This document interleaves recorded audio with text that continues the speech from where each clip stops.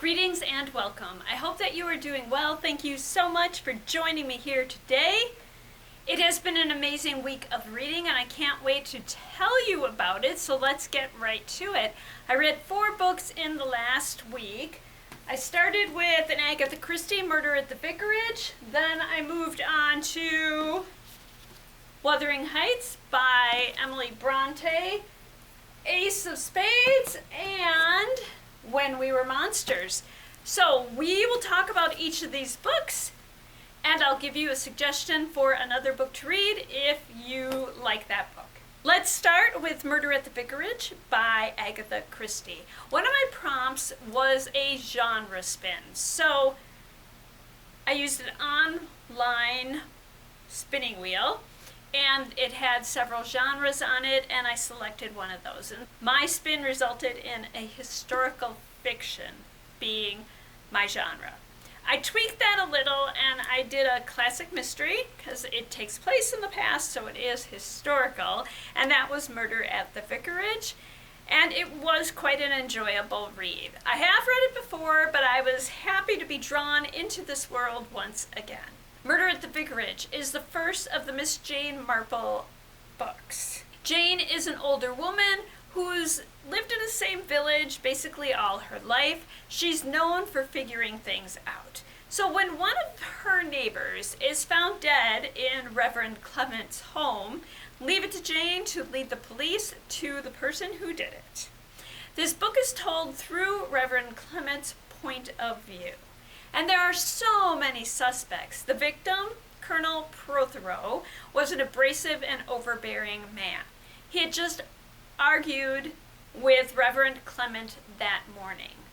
Colonel Prothero's wife was bullied by him and was having an affair with an artist. Colonel Prothero's daughter, Lettice, is freed from her overbearing father by his death. He was so unliked by people in the community that Reverend Clement had just mentioned at dinner that if someone were to kill him, they would be doing the world a favor. Miss Marple is sure that there are at least 7 people who might be responsible. But while the police are confused, Miss Marple puts clues together to determine who the guilty party is. If you like classic mysteries, you'll be sure to like this one. If you're looking for a similar read, I'm going to suggest anything by Agatha Christie, or for a more contemporary read, try Ruth Ware. After having not read Wuthering Heights by Emily Bronte for a long time, I have read it again, and I was happy to have done that. This is Gothic fiction, and it portrays love not as romantic, but at the emotional extremes. We are introduced to the story through Mr. Lockwood, who is renting Thrush Cross Grange from Heathcliff. Heathcliff owns both Thrush Cross Grange and Wuthering Heights.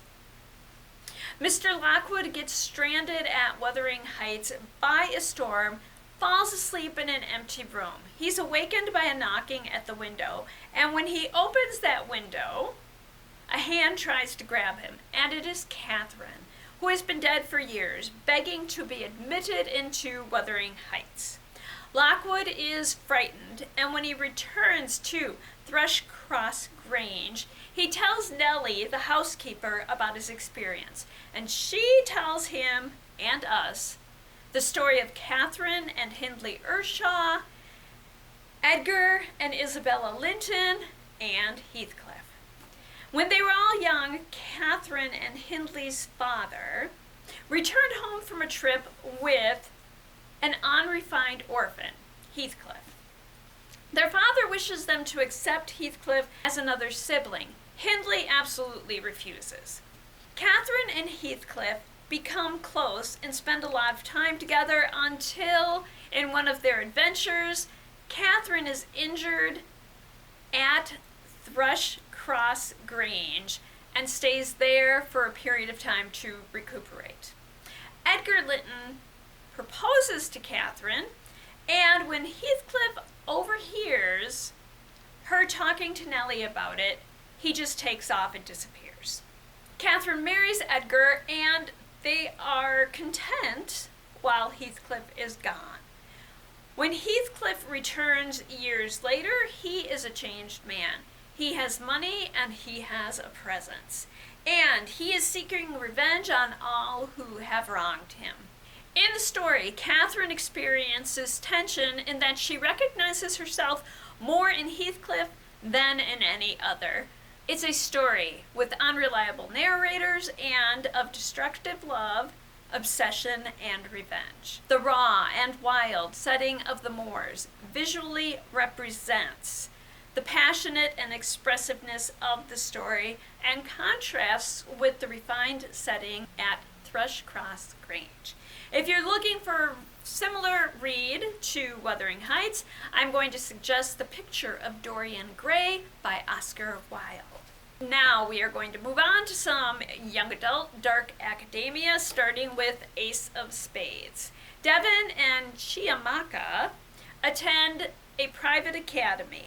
Chiamaka has worked hard since she started attending the school to attain her goals, one of which is to be named senior prefect. And she is. But Devon is shocked to learn that he is also named senior prefect. Something that shouldn't happen to someone getting a scholarship. Chiamaka has gone after being on top. She's determined and she is headed where she wants to be headed. She has a group of friends, and Jamie is her best friend. And quite honestly, she really likes Jamie and thinks that he is developing feelings for her. Devon is an aspiring musician, and he's working hard on his project with the hopes of attending Juilliard and helping his family escape poverty. Soon after becoming prefects, someone calling themselves aces begins sending texts to the entire student body. And these texts contain personal information about both Devon and Chiamaka. Information they don't necessarily want everyone to know, like their most embarrassing moments and deeply personal information. These characters' lives and their futures are threatened by this turn of events. They are both determined to find and stop aces. But how do you stop someone when you don't know who they are? Devon and Chiamaka join forces to do just that. Ace of Spades takes dark academia subgenre and uses it to portray systems that are in place to make the world more difficult. And lastly, we have When We Were Monsters by Jennifer Niven. As you can see from all my tabs, I really enjoyed this book and found a lot interesting about it.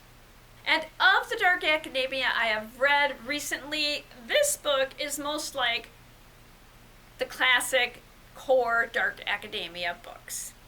8 students at the elite New England boarding school are chosen to participate in a 16-day workshop with an author, actress, screenwriter, Meredith. They move into the estate of their school's founder, which is surrounded by snowy woods and set alongside the sea. Effie is thrilled to be selected for the workshop because she loves Meredith's work, and her best friend, Ness, is also chosen to participate.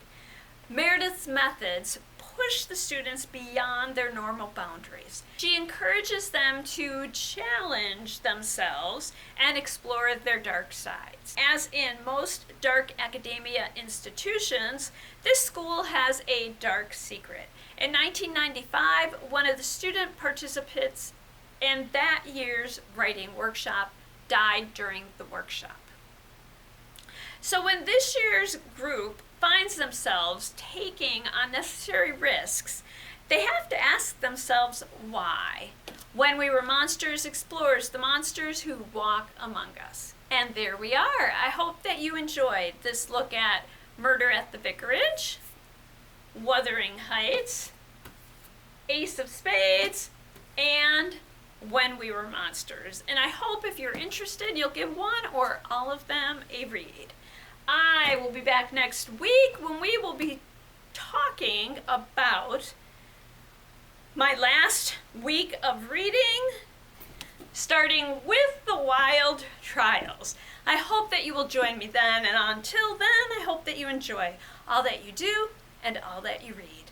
And thank you.